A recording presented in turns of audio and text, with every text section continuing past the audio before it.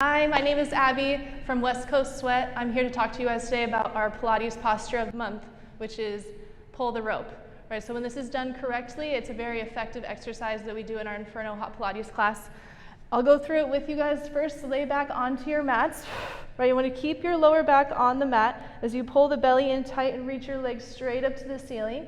Right, then you want to tuck the chin in towards the chest as you reach your arms parallel to the legs, and now pull that imaginary rope down from the ceiling. Left, right, alternating here, right, left. Pull the belly in tight. I want you to keep that chin in towards the chest to keep your spine in that C curve. Really activate those deep belly muscles. And now start to match your breath with your movement.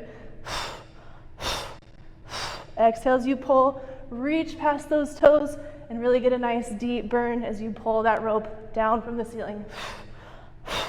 All right, awesome. I hope to see you guys soon on the mat. Have a good day. See you soon.